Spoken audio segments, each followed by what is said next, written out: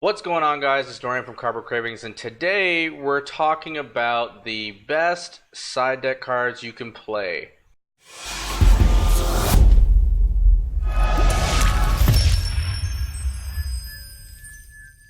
So, with all these events coming up, YCS Portland around the corner, the UDS literally happening in the next few days, and all of the regionals that we're going to be playing, it's probably best to talk about all the side deck cards you're going to need going against all of the competition that you'll be playing. So to start us off, first is probably the one and only, the thing that just got reprinted twice and is getting reprinted some more, and should be in every side deck all the way up until it gets banned or a better card comes around. Dino Wrestler Pankratops. Dino Wrestler Pankratops is by far one of the best combo breaker cards. If your opponent controls more monsters than you do, you can special summon it from your hand.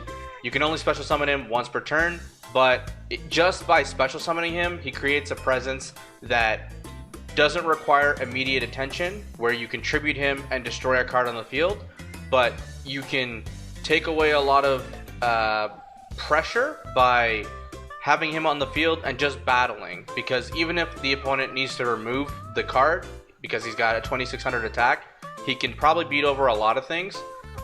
The only thing he can't stop is Vanity's Fiend, of course, but most floodgates, knowing this as a True Draco player or as anyone else, even when I was playing Thunder and I was playing Combo, he pretty much broke the crap out of my board.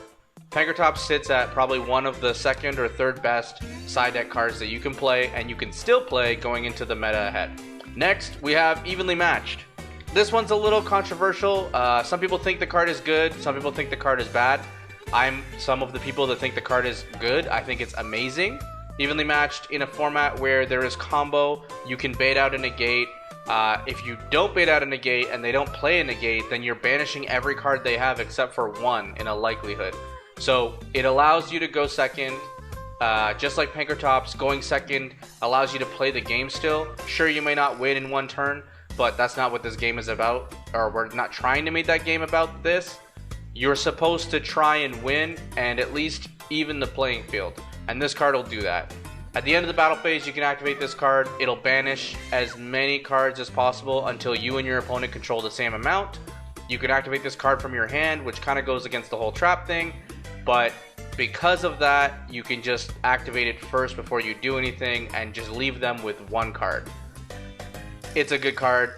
I would suggest playing it if you're playing a going second deck, like you saw in our Cyber Dragon deck profile. We actually played it in the main deck as well. So if you have a going second deck, it's probably good to have in there. Invoke Mech Knights, things that OTK still, but can do a lot of work. Of course, the thing from the thumbnail, the card that just got bumped up to 3, Super Poly, destroys combo. Super Poly, you discard a card, you fusion summon a fusion monster, so Starving Venom or Predaplast or whatever his name is. You can fuse. You can even make a Violet Chimera with this card. This card is busted. Nobody can respond to the effect or the activation of this card, which means they can't even negate it, they can't strike it, they can't do anything to the card. You just suck up their monsters and make a monster for yourself. You clear combo, you can win, you can OTK with this card. It's nuts. It's a great side deck card because it's not necessary to play this card in every deck, but it is good to play this card against combo, and it's good to play this card if you have extra room in your extra deck and you have some space to fill in with the super polymerization targets. I've listed a few, and I'll probably throw some more at the end of the video, but between Starving Venom that just got reprinted in Fist of the Gadgets, and a few other cards that can be niche little text, you can always find a really good super poly target that is great for the meta ahead. Finally, of course, again, a more controversial card along with Evenly Matched is Red Reboot. It just got reprinted in the the Rocket Revolt structure deck as a common. It also is getting reprinted in the Megatins as a secret. Red Reboot can activate from hand. You can pay half your life. It negates any trap, forces the opponent to set that card, and then they go into their deck and set another trap. It's busted because it also stops them from being able to activate traps for the rest of the turn. That's crazy.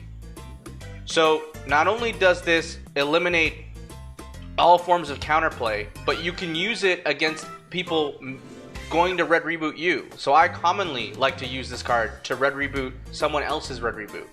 Being that I play Floodgates, they're probably going to play Red Reboot against me, and then I'll play Red Reboot to counter their Red Reboot. And with Solemn Judgment at 3, it's not a great side deck card, but it is a main deck card. And they can pay half their life if they want to, but you're just going to cancel their Solemn. And that's what this is good for. And of course, the last card, the biggest one of them all, you can even see it on the screen. It's ginormous compared to the rest of the ones that I had. Winged Dragon of Ra Sphere Mode. This is probably the last that you'll see of Sphere Mode being played because we have the new promo coming out of the Megatins that is the better Rocky Boy. This Sphere Mode is, you just hand them a Sphere Mode because they have 3 monsters. It requires 3 tributes from either side of the field. So if they have 2 and you have 1, you can summon it, but it eats up your normal summon. All you have to do is give them this card and it tributes 3 of their monsters. Okay, so going into combo, going into Pendulum, this card is great to really destroy boards. If you're playing a deck like Shudraco or a deck that doesn't necessarily rely on its normal summon, then this is great to have, especially if you end up going second.